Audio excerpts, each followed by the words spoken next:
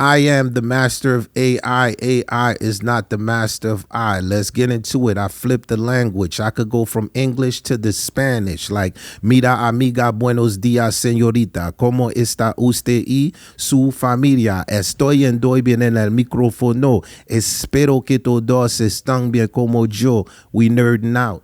France, I speak French, like comment allez-vous? Comment se llama is Spanish. Wyclef, I flip it. I'm the one. I know what you thinking, right? Me too.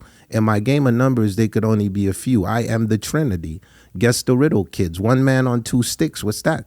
The crucifix. At least that's what they taught me in Sunday school. Forgive my foes. Fives. Pointed at Pinocchio's nose. Skip the 6, go to 7. That's the number of completion. Adam ate the apple, so they cast him from the Garden of Eden. Jealousy got him waving his 9. Cain kills Abel. He a 10 man. His heart pumps oil. 2 ones ain't enough to make it rain. Microphone check 1 2. Rap lives in my vein. I'm from the era. Dudes scrap with their hands. Play Friday the 13th. Get Cobra clutch or body slam. But my nephews, they from Haiti. They don't use their hands.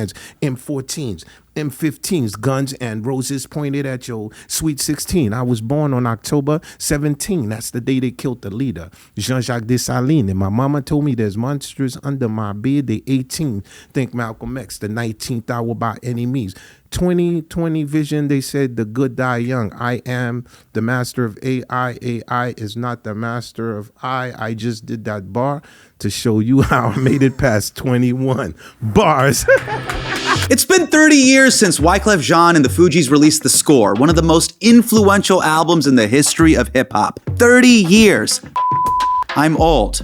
Back then, music was all about CDs, radio, music videos, and IRL word of mouth. But now, we are now living through one of the most disruptive eras in music history. Streaming and social media have given musicians access to fans all across the globe, but that reach has also significantly devalued their work while also creating immense pressure to constantly create, making them, like all of us, slaves to Lord Algo. So I sat down with a music legend to talk about these changes and his unusually positive attitude towards artificial intelligence. I'm for anyone that used the tool in a creative way and not in a lazy way. We also talked about 3 of the wildest moments of Haitian history. We kicked Napoleon's ass. That time he ran for president of Haiti. If I was president, I get elected on Friday, assassinated on Saturday, buried on Sunday. And his most famous lyric, I'll give you a hint.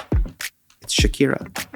Twice. Shakira, Shakira. Sorry right away, no delay, stop today. Make your daddy glad to have had such a lad.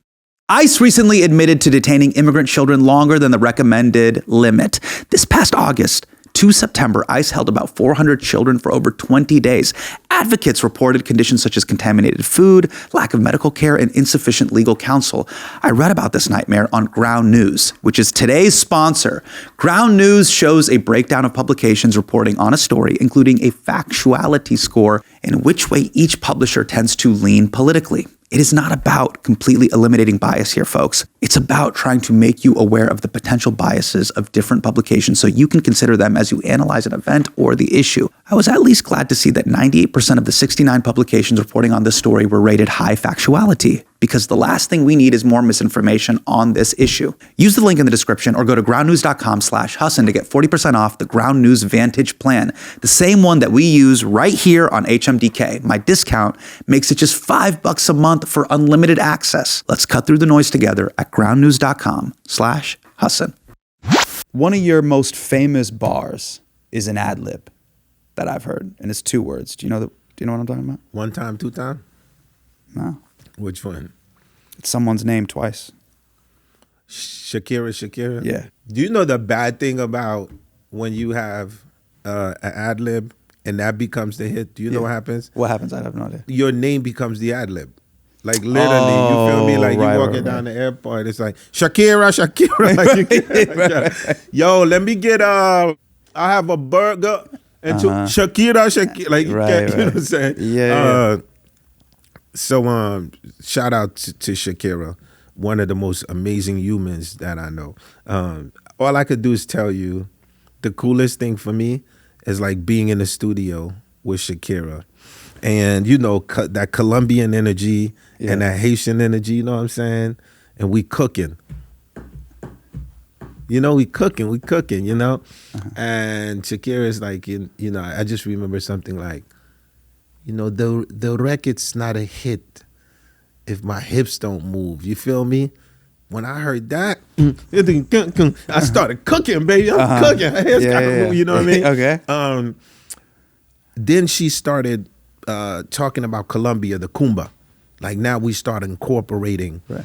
Because I think like what made that amazing between me, her, and Jerry Wonder, of course, was the collective of information of like the different worlds, right? To me, one of the illest lines is like, you know, it's the Colombians and Haitians. We ain't selling cocaine today. You know what I'm saying to you? Like, again, like you said, like conveying like real message inside of a sexy joint. Everybody that comes on this show treats AI like it's Terminator in Terminator 2 Judgment Day. They think it's going to be Arnold Schwarzenegger, the robots, lasers, it's going to come kill us. You've actually been pro AI. Tell me about that. Well, I think, so let's start with the term. I said, I am the master of AI. AI is not the master of I, therefore I am I. That's always how I start my students. Now, I think that I probably have a cheat code that I could just explain to the average person. So when we are creating music, right? Yeah. What happens is you just listen to the music, but you enjoying it and you vibing. Of course. But you never say, how is the music being created? Like, what are they using, right? Because it ain't any of your interests. Like, but what if I told you, like, one of the tools that I was using to do music, what if I told you there was a board called the Neve? You go, what the hell is that, Clef? I said, well, this is actually where the sound's coming up. Guess what? There's another cool part to the Neve. Yeah. I don't even have to touch it. I can program it and tell it what to do. And then it'll be putting this button up. It'll know when to bring the vocal down. You'd be like, Clef, I ain't really interested in all that, man. I just, you know, I'm just enjoying the music. I'm just vibing with the music. So that part is important because if you can understand this part, and let's go even further. So whether if I'm playing the Atari, I'm playing Sega, I'm playing Fortnite, Sure. I'm playing chess, I'm playing Pac-Man. Have you ever noticed there's a time where when you're playing the machine, you start to figure out, how does this machine know what I'm doing? It's called machine learning. So what I want everybody out there to understand is you in the era where it's the most amazing era.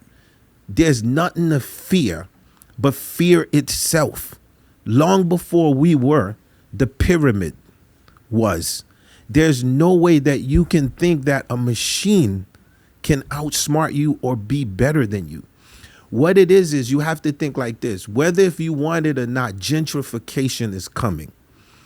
As gentrification is coming, are you going to be one of those ones that's casualty of war, sitting on the side talking about I could have, I should have, I would have?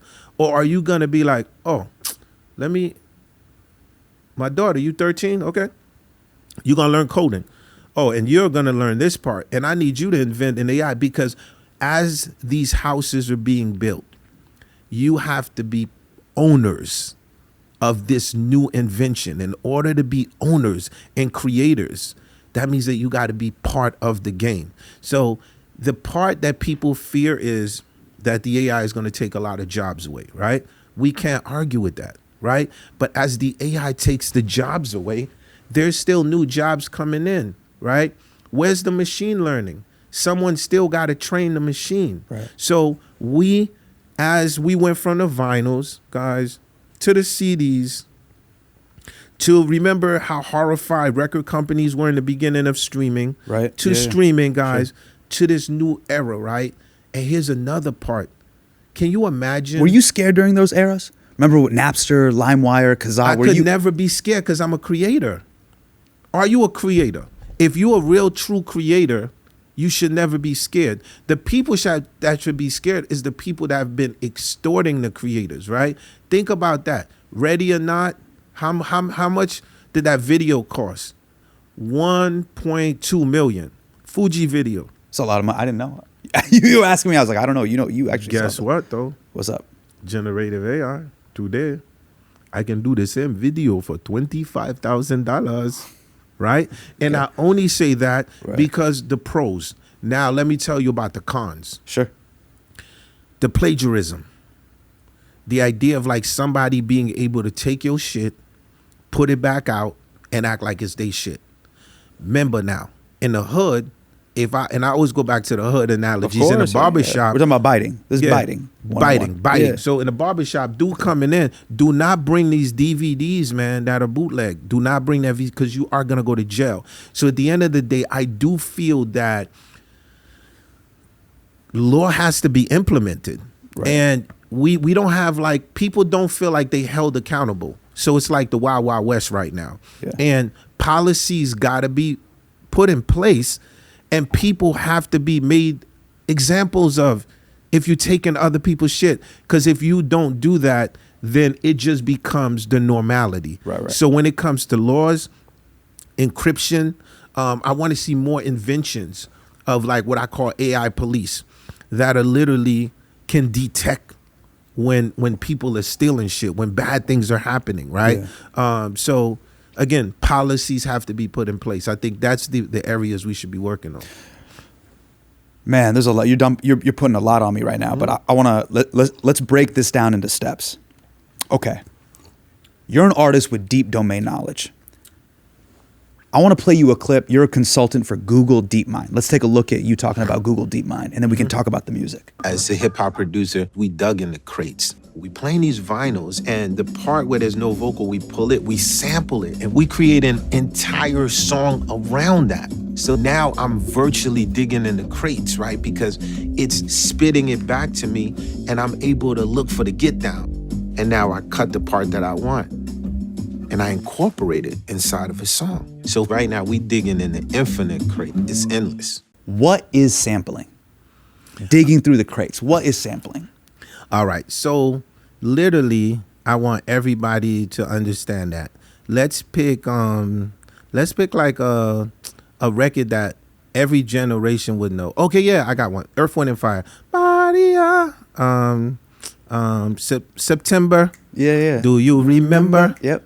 Right? You know that song? Yeah, of course. Just do a little part. 1, 2, 3. Do you remember? Stop. Of September. Stop. Yep. There you go. So now me, I would say, do you remember? Da-dee-da. Do you remember? Right. Yeah. Da-dee-da. So sampling literally is you're just taking a piece of a record.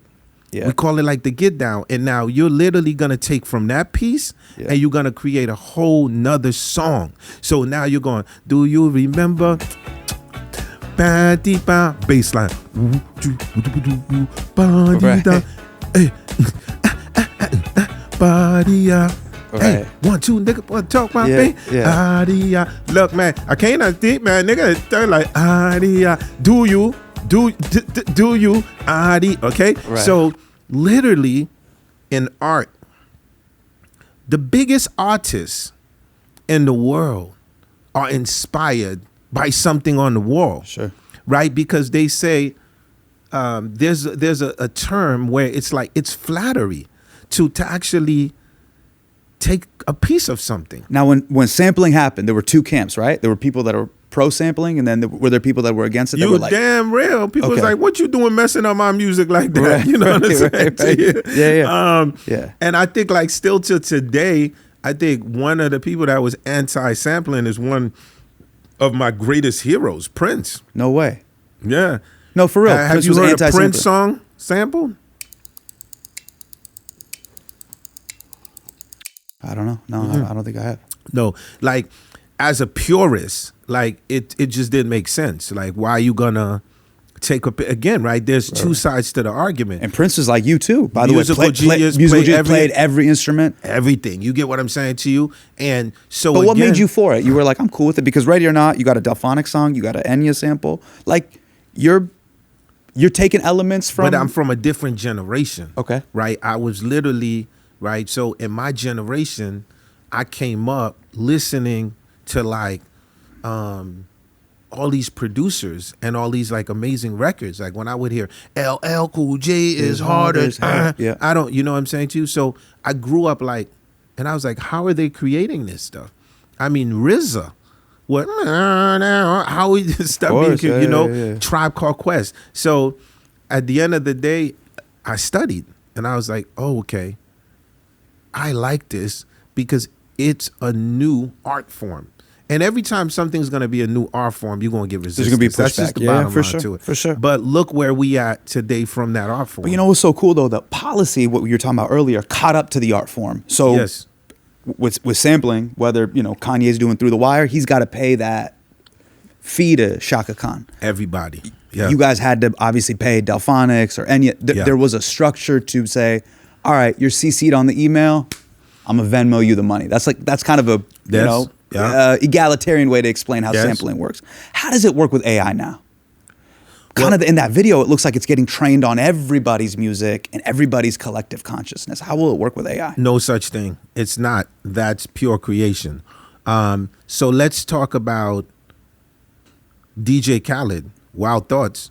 That sample, boom, boom, boom, boom. Yeah, of course. That's Maria Maria. Right. Right? So it still works the same way. You have to pay the copyright. Yeah.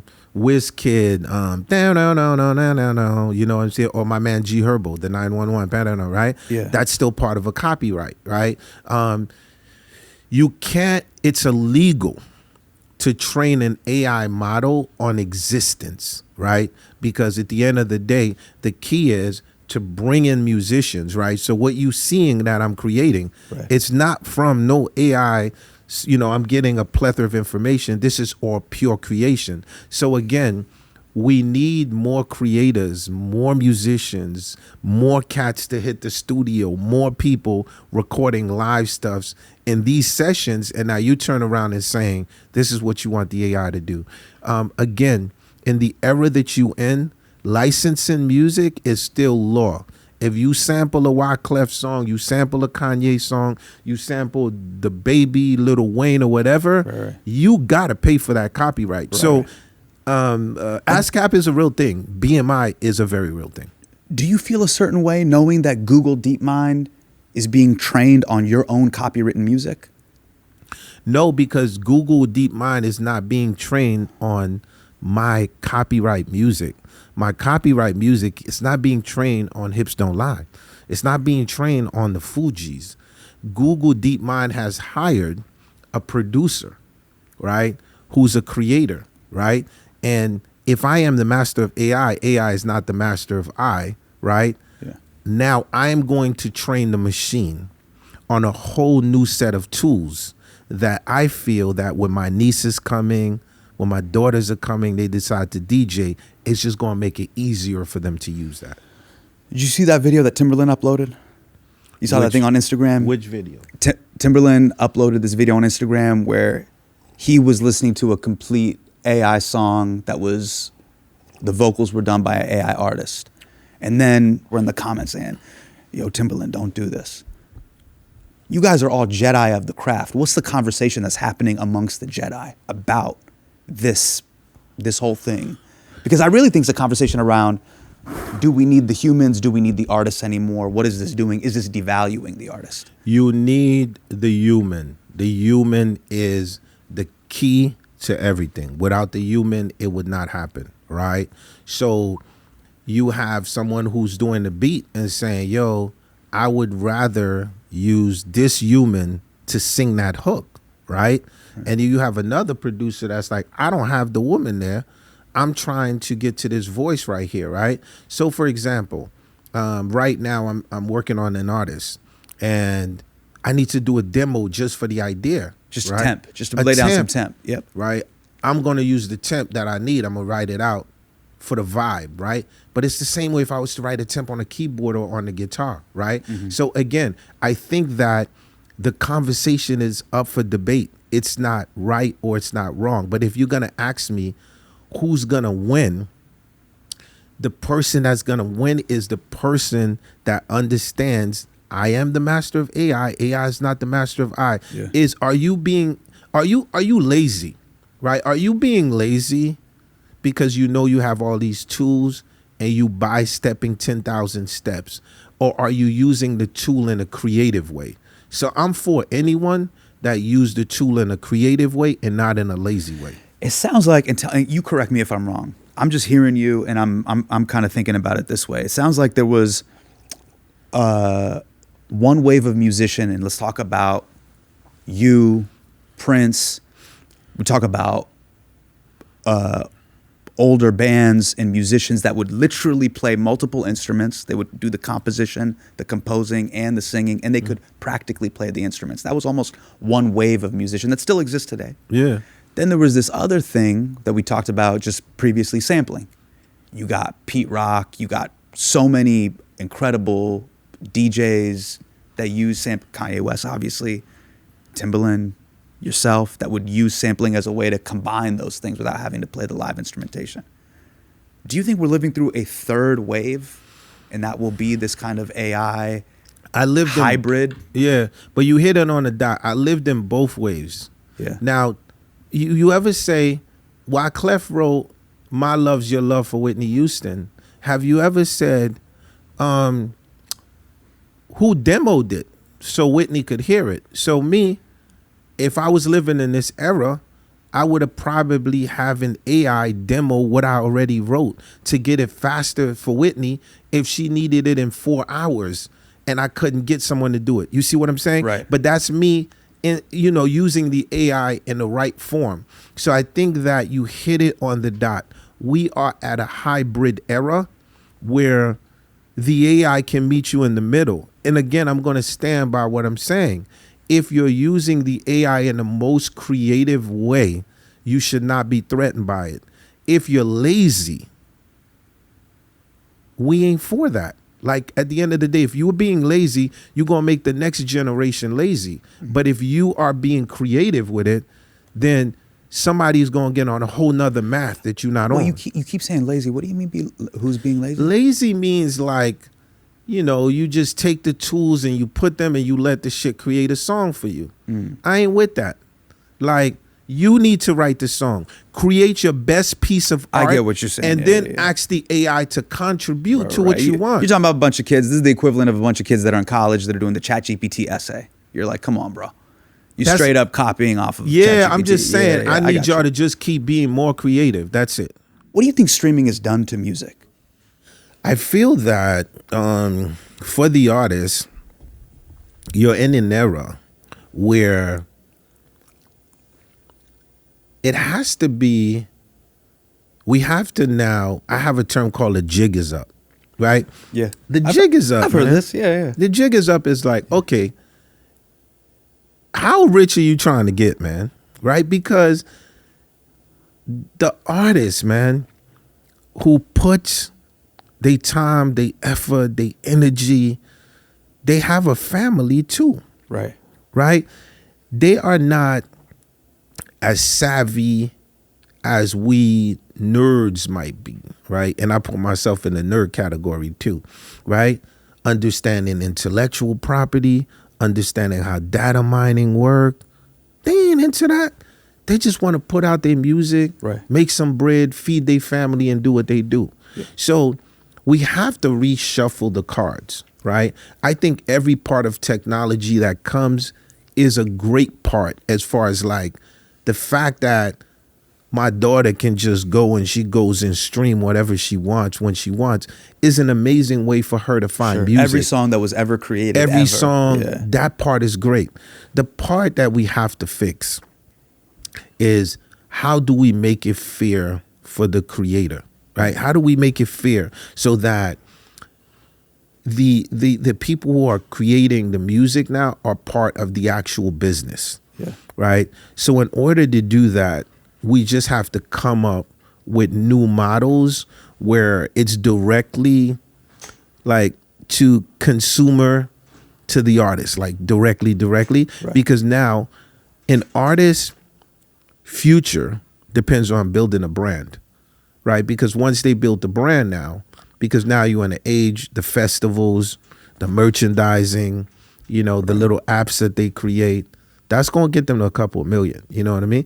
And again, what I say, with 1,000, right? So with our platform, the Open Wave platform, we tell people like, all you need is 1,000 people. Don't even, if 1,000 people is giving you $100, think of it like that. That's 120,000 per year. Right. Like, if you can figure that out, you got a business. So this is sort of like what we preaching, without being anti any streaming, without being anti, it's just that I feel like we need more. So I often talk about politics with guests, but I have never had a guest from Haiti. No? Nope. Can we talk about Haitian politics? If I was president, I get elected on Friday, assassinated on Saturday, buried on Sunday. They go back to work on Monday. If I was president, go ahead. You know, you ran for president of Haiti in 2010. I did. How's that work? You didn't live there at the time. How's that work? How does it work here? I mean, hey man, that's a longer discussion. Well, first of all, you just said something. How does it work when you don't live there? Yeah. So that literally means that, let's start off by what constitute you running for president of Haiti? Yeah. Right. So the first part is, the reality of it is, I did not need to live in that country for 4 years or 5 years to actually run. The reason why is because I have a Haitian passport, I have a green card, and I have a diplomatic passport at the time. So the job of an ambassador at large is not to stay in Haiti. It's to literally travel all over. So just so you know, this rhetoric of what was planted in the papers to say that I have to live there for 5 years was a narrative that they ran with, which is still running today. What made you go like, I want to be president of Haiti? What happened in your life that made you go like, I have to do this? Well, when I look at history and I see like Toussaint Louverture, Jean-Jacques Dessalines, who was killed on October 17th, the day that I was born, when I spoke to you about the village where I come from, and then when I look at the odds of me in this era and in this time, what am I going to do with that, right? At the end of the day, am I just going to sit back, shake my hips with Shakira, talk about all of this big music and all of this tech stuff when you have 80% of a population living on less than $1 a day?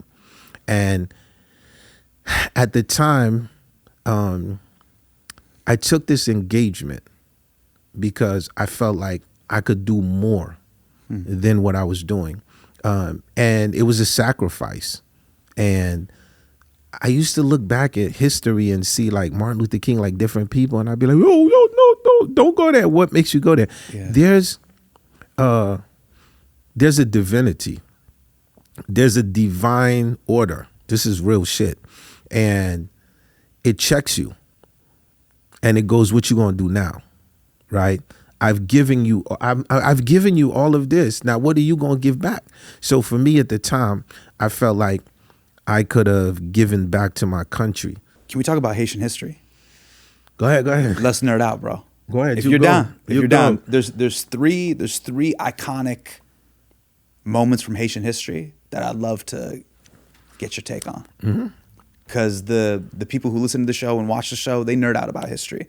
But very rarely do you get to go deep on Haitian history. So let's go through these 3 hit singles in Haitian history. I like that, 3 hit singles. 1791, Haitian Revolution. How did Haiti kick Napoleon's ass? Yo, it's so crazy. I'm writing a whole rap about the revolution right now. Well, I think like it's pretty fire. A slave army fought Napoleon and won. It's pretty incredible. Yeah. So I think like there's a few, we've seen like these stories in mythology, right? And in different ways, through our different books though, like. But I didn't learn this. I didn't learn this in America. No, I did not in learn this but did you learn this in Haiti? Did you learn about this in Haiti? Of course, you have to. Oh, okay. You don't have no choice. Like that's one thing about the Haitians. You see one thing, you say whatever, they pride level. Like you could say what whatever. They'd be like, but we kick Napoleon's ass. You know what I mean? Spiritually, the level of them was like when you watching that movie like 300. You know what I'm saying? That endurance, Bookman, right? So you have like several like cool figures. Yeah. Like Bookman. I want y'all to remember that when we dig deep into it, right? Yeah. So Bookman was a different type of energy, right? Because at the end of the day, he was a rebel. And this is one thing people don't know about Bookman. Bookman's from Jamaica. Oh, interesting. Yes, came to Haiti at a very, very young age. So you can't talk about the Haitian Revolution without talking about Bookman. And so there's something I want to clear up right now while you're here and people are watching. Is this mystifying devil, voodoo, serpent in a rainbow type bullshit that they always inserting in the Haitian Revolution, saying, "Oh, they applied voodoo. This is, boom, boom, boom, boom." People aren't serious about that, though. Are Yeah, they? bro, For real? yes. You've seen ministers say, "Oh, Haiti is going through what they're doing because of the voodoo and the devil." Like, you could check it online. Something happened a long time ago in Haiti, and people may not want to talk about it. They were under the heel of the French, Napoleon III and whatever. And they got together and swore a pact to the devil. They said, "We will serve you if you'll get us free from the French." It's a true story. And so the devil said, "Okay, it's a deal." And they kicked the French out. The Haitians revolted and got themselves free. But ever since, they have been cursed by one thing after the other, desperately poor. And I'm just crazy. saying, the reason why I'm saying that is because science is part of the real world. When you are attacking me with a cannon, and I don't have a cannon, but I understand the science of if I take these fish bones, put them together in a certain way, right, and swing it at you, right, then automatically I take your eyes out, or you smell something, you pass out, right? This is called science. It's not called whatever devilish Sure, way. black magic or whatever you want to call it. Yeah. Again, like we could get into that, but again, I think that the spirituality, the science, and the conviction of these folks is what made them take Napoleon out. Is it wrong that when I read about this story, it makes me low-key hate France? So just to give them context, a slave army fought Napoleon, Haiti wins. France then forces Haiti To pay billions of dollars. to pay them reparations, which is Clef. We're talking about French reparations. This is crazy. Yes. So they went from slavery to debt slavery, That's right. and then most of its wealth got Venmoed over to France. Yeah. Well, it wouldn't make me low-key hate the modern France. It made me low-key hate the Napoleon France. For sure. 100%. All right, this one was crazy. This is another single from Haiti's history. This is single number 2 that we're going to get into. This is the second piece of Haiti history. 1915, the United States of America Marines invade Haiti. In December 1914, U.S. Marines, they walk into Haiti's central bank and they just straight up stole 17 boxes of gold bars and they took them back to Wall Street here in New York City. So that just casual jacking destabilizes the Haitian government. Then there's a military coup. Then a mob dragged the coup leader into the street and then killed him. And then President Woodrow Wilson uses this murder as a justification to go in and invade Haiti. Are Haitians taught about this in school? In Haiti, it is part of what you talk about, right? Because Americans are definitely not taught this in school. No, of course not. How would you be taught that here, right? Can you imagine I'm in America, I come to America and I'm in Black history. And the first thing they tell me in Black history, they telling me about Martin Luther King. We shall overcome. And, Malcolm X, you know what I'm saying? And I'm like, yeah, I know that Malcolm X and I know the Martin Luther King, but anybody heard of Tucson? Nope.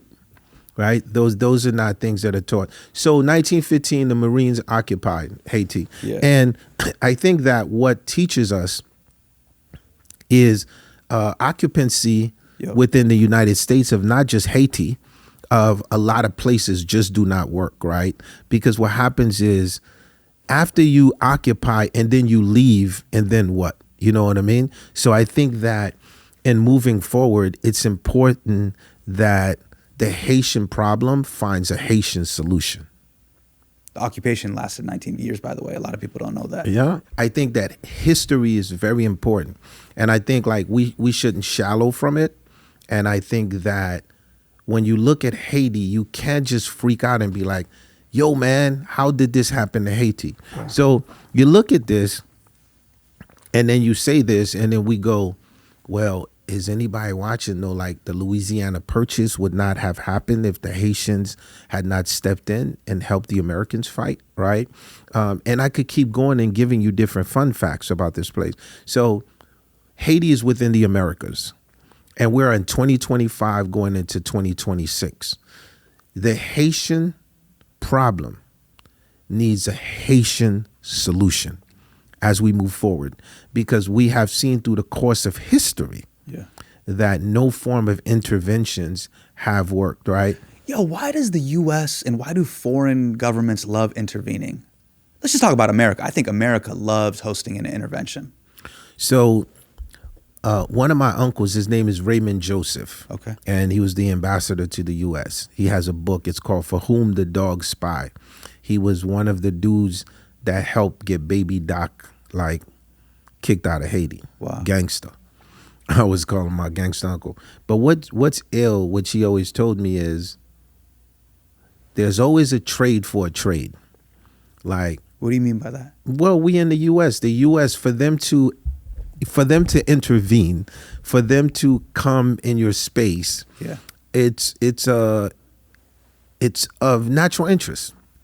Like, they always have to be some form of a natural interest at times, right? So when you look at, you say, oh man, why do they invade here? What they invade here? Like, you look a little deeper and you will see what are the natural resources, right? Mm-hmm. In the place that that you come to help, right? So what is going to be the trade for trade? So what I tell leaders is you can't be puppets, right? Because if someone's coming to do a trade for trade, you have to make sure that it is as good for your country as it's going to be for their country. So a lot of times leaders back down. And from that, we've seen assassination at times. Right. But at times we've seen the people have risen and saying, like, we're not going for this. It has to be fair trade. It's weird because sometimes I feel like the United States, they love to intervene. They love to host an intervention, almost like Alcoholics Anonymous, where they will tell another country, they're like, yo, your shit is fucked up. You got to get your shit together. But the other countries are like, but you gave me the booze. You're the bartender. You gave me the booze. You gave me the weapons. Who are you to claim the pretext that our shit's fucked up? Yeah. It's messy. Yeah. It's definitely messy. I've traveled the entire world. But let me ask you a question. Sure. You've been all over the world. You've done comedy, different places, sure. All over. And have you identified a place that the possibilities of success, whether someone come from India, Haiti, Jamaica, Crenshaw, is there another place besides the United States that gives us this, right? And I'm saying where Snoop could come from, where he come from, I could come from, where you could come from. Right. And I've traveled the world, and I'm saying like that sense of like, even look at the mayor that we have today, right? Mamdani, yeah. That's right, through the voice of the people. Is there another place in that we have identified that's like that? This is just me asking you that question. The United States is one of the few places in the world that is defined by, I call them mavericks, and immigrants that are mavericks.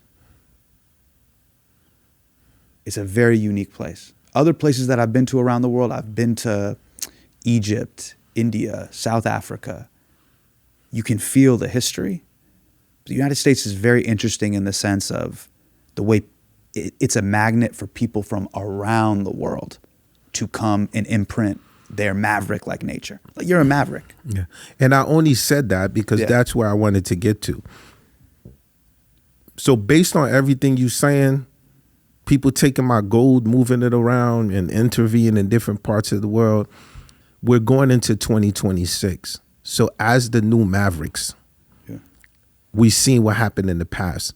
So we need more of us to speak, to understand that. And with this opportunity we have being here. Yeah, and I hope we write a new story that's not repeating the mistakes so how of the are past. we planning to write a new story? So I want to be part of that new story with you. Can I tell you this last one? Haitian piece of history. This was while we were both alive, 2004. In 2004, the United States kidnapped Haiti's president and rendered him to Africa. This is a crazy story.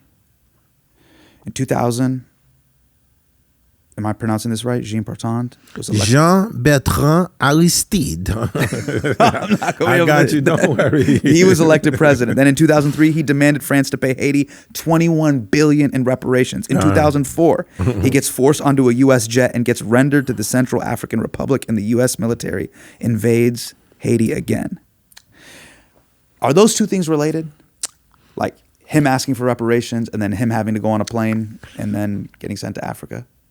Within my conspiracy theory? Sure. Let's get WhatsApp about it. 100%. Like, you know what I'm saying? I think, one president talking about reparation, with the ambassador there and all of that. And the next thing you know, that call,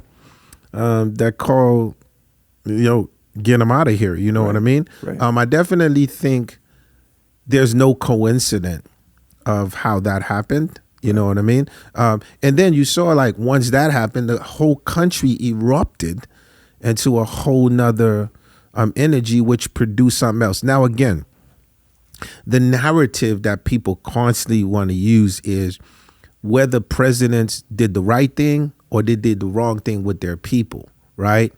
Now, this is always up for debate, but the part that's not is you cannot legally go into another like sovereign country and take the leader of a country and put him on a plane and be like, yo, I'm getting you out of here. The U.S. carried out large-scale strikes on Venezuela overnight. Its president, Nicolas Maduro, and his wife, Celia Flores, have been captured and flown out of the country. Because once you start to do that, it's like a domino effect, right? Then other people feel like, well, if you're doing that, we could just go in here and it reminded me of that scene in The Dark Knight where like Batman straight up pulls that executive out of the meeting, out of a goddamn building. And then he's like, yo, you're on a jet. We're extraditing you out of here. Yeah. But you know that president is back in Haiti. Oh, he's back? Yeah, he's back. Oh, okay. Back. Like years later, I don't know what deal was made, but he definitely got back like years later. Do you think France should pay reparations to Haiti? I think that the new form of reparation in 2026 would be an exchange of purse. And what I mean by that is the new reparation that I would like to see is Haitians can leave Haiti, go study in other places, and come back and serve their countries. So I think like that form of reparation would be kind of amazing. Back in June, the president ended the temporary protected status for about 500,000 Haitian refugees. And then you start seeing this insane, the Haitians are eating the dogs narrative. Why do you think Trump was specifically targeting Haitians? Or why do you think Haitians were being targeted as part of this discourse that dehumanized them? Well, the thing about me is I never get into the rhetoric of they eating the cats, they eating the dogs, right? Because for me, in the book, The Art of War by Sun Tzu, it's very important when we're focused on narrative to not be distracted. I think that there was an election coming up, and within the scope of the election, at times there's distractions. That's just how politics work, is diversion. Yeah. But I think that if you look at it like this, it's just the idea of the whole part of the election. The big narrative was the immigrants and the idea of the border control, right? So the border, and these immigrants can't be trusted. What are they doing? Yeah, so this what's was going on? So this was the biggest part of the whole thing, right? Yeah. Kamala and Biden dropped the ball on this immigrant policy, right? This immigration policy. Now, we both know that this immigration thing was there before Trump, right? It was there. Yeah, and so if because we got to talk real now. Yeah. And if we're talking deportation, like when we look at the Obama administration, right? We got to be real. They went hard in the paint. Yeah, they went harder. They went hard in the paint, right? So my thing is like, whether someone goes hard on the paint and they don't say it verbally, and then another dude is like, yo, so at the end of the day, where do we meet? So I think like the way that we meet is in the space in the middle. And the space in the middle is like, past all of this distraction and all of this noise, us as immigrants, which is these United States of America, which is all of us, as we moving forward, how do we protect people in the sense of making people don't feel fear, not alienating people, and making people feel like that idea that we talk about when we talk about the American dream, making everybody feel that they're one. So in order to do that, I look past the rhetoric of, oh, this is happening and that's happening. So the focus is, what do we do to unite? Because in order to move forward, we have to find some form of unification, unless we're going back to red and blue, right? If we're not going to do that, then where is the space in the middle? So, for example, the meeting at the White House the other day. Oh, you're talking about the Mamdani Trump meeting? Yeah, just the other day, right? Yeah. Right? Because remember, before the meeting, it was Wu-Tang Clan. Right. Ain't nothing to fuck with. Sure. Like, read my Wu-Tang Clan, right? Right. Turn the volume up. Yeah. Turn it up. So Donald Trump, since I know you're watching, I have 4 words for you. Turn the volume up. Right? Yeah, sure. And of course, and that's respected, right? And now, and I call him the big homie in New York now, right? So big homie in New York gets to DC. Right. And again, right now he's representing all New Yorkers, right? It's that thing that we talked about. So are we going to turn up the volume now? Or at the end of the day, how do we help New Yorkers as a team, right? Yeah, so sure. I think like, so this is sort of like, Bro, it was a surreal thing to see. It was a surreal thing to see. but I'm just saying, Yeah. it's sort of like, if you can ignore the noise, Yeah. then you're able to penetrate. What's the main mission though, right? Right. What do the average person care about? 'Cause I know my mom was an immigrant. Healthcare, your kids going to school, Childcare, right? education, rent. Yeah. Right? Rent. And then so at the end of the day, this is sort of like what I'm focused on and on how we move forward. And the last thing I'm going to say about the Haiti thing is, the politicians in Haiti suck at the moment. You have like 9 leaders that you just don't know what the hell's going on. So a lot of times, before you blame somebody else, let's start off in 2025 going into 2026. How do the Haitians solve a Haitian problem? Kolkata Chai has brand new tea bags. It is so easy, I literally don't have to think about it. Hot water, tea bag, mug, dunzo. Okay, but what do I think about now? But real talk, what is a microwave actually? It hums, it dings, it spins, but what is making the food hot? Hello! Screw you, countertop Chernobyl. Hard pass. Okay, just enjoy this moment for 1 second without, ooh, hello fridge. Oh, my chilly little frenemy. I tolerate you, but I do not trust you. Do you remove heat or do you add cold? Ew. I'm getting cold just thinking about it. I should make some chai to warm up. Stupid Hasan, you're already making chai, but I forgot about it because these tea bags are literally doing all the work. Wait, is it a tea bag or a chai bag or a chai tea? Nope, no, not going there. Just add hot water, milk, and sweetener of your choice. Honestly, it's the best chai in the game. I should go tell someone. One of the things that you, I think, will definitely have a great perspective on is NGOs.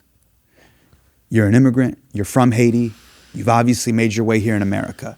People have mixed feelings about NGOs. Some people think, look, this is the only way I can donate. Some people have been critical of NGOs, of like, man, this van pulls up, they walk out, they give some Dasani water bottles, they keep it moving. Quick little photo for the gram, and they're out. How do you look at NGOs? How should we look at NGOs?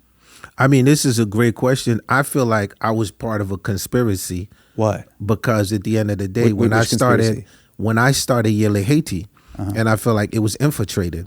Because at the end of the day, there was a time there was like, oh, Clef took $16 million in funds, right? Which I never did, and I denounced that. But the reason why I feel I was targeted is because of this very question that you're asking me today, right? The question is, me as a Haitian, with all of the NGOs that are coming into my country and all of this billions and billions of dollars that are going, I don't see one university, I don't see one hospital, I don't see an education system, right? As we move forward, I'm going to stick to exactly what I said, is that NGOs is a Band-Aid for third world countries and for third world islands. It's a Band-Aid, and once the Band-Aid comes out, the wound gets worse. So as we move towards the future, you have to look at these people in these rural areas. I was in the village. I don't need a hand down from you. I told you when you're leaving, Yes. can you leave the seed? Can you leave the fertilizer? Can you leave the machinery? Little man's over here, he doing clippers, invest in him. He might start a little barbershop. Take these 3,000 farmers that are making tomatoes. Don't just be like, oh, here's another, make some more tomatoes. Why don't you teach them how to trade? Teach them this is how the international law works.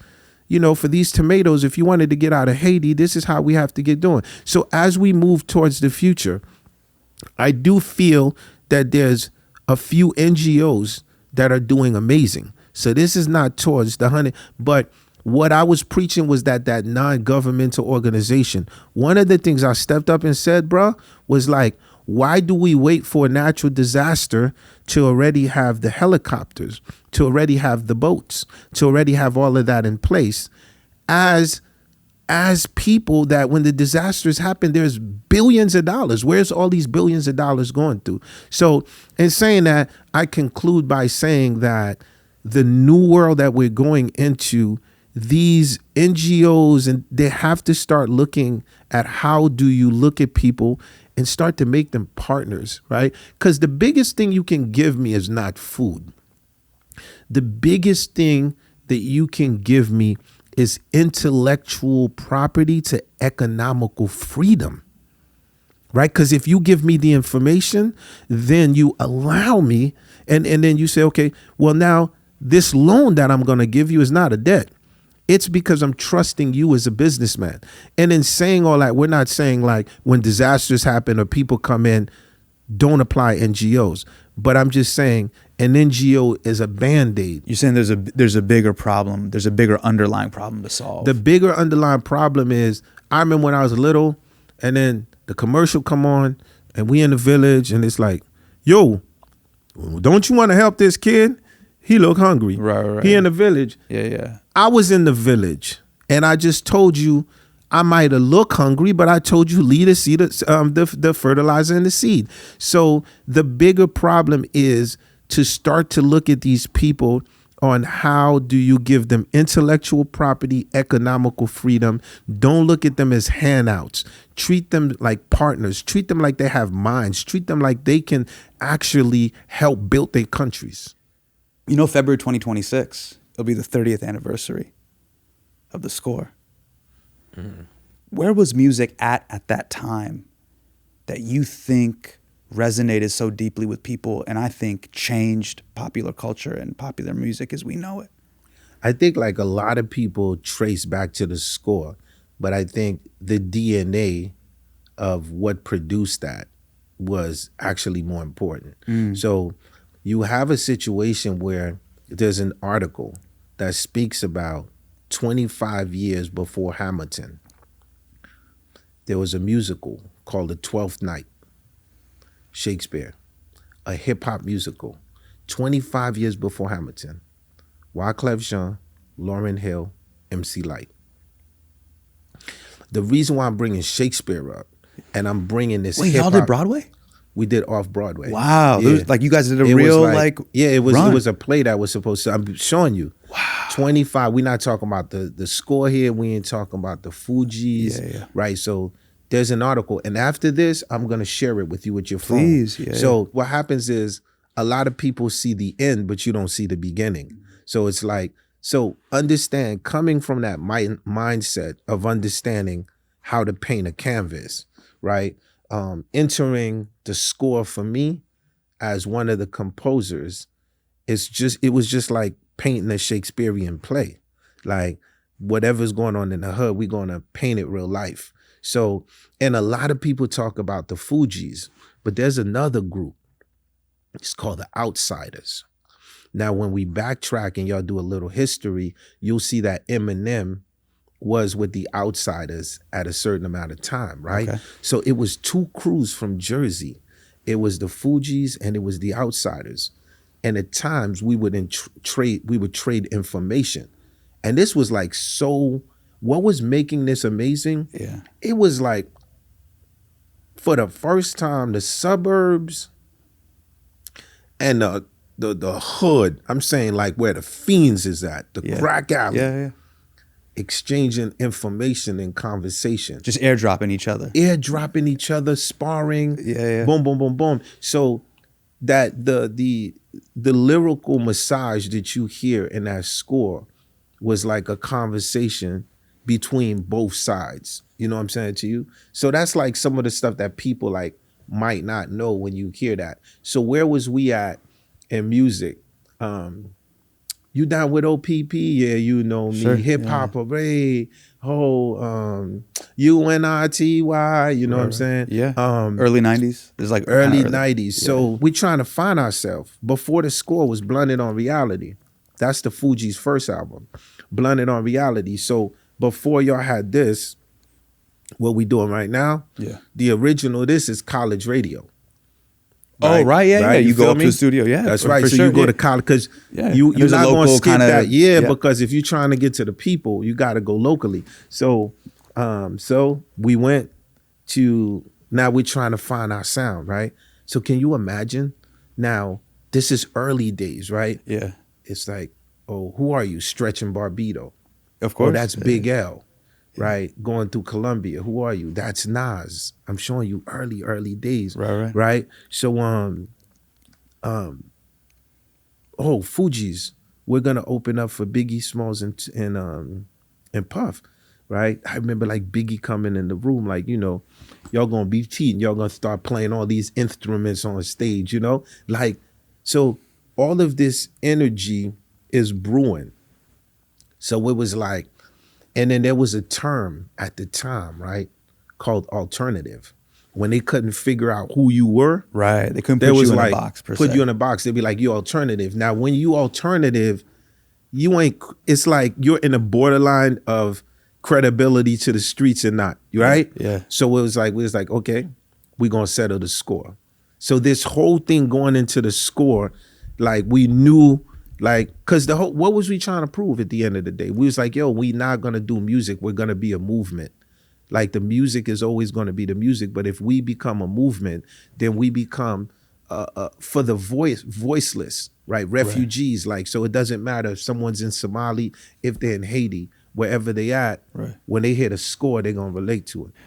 Listen, bro, I nerded out with you about music, obviously your discography. You walked us through this new era of music we're going to live through. We nerded out about Haitian politics.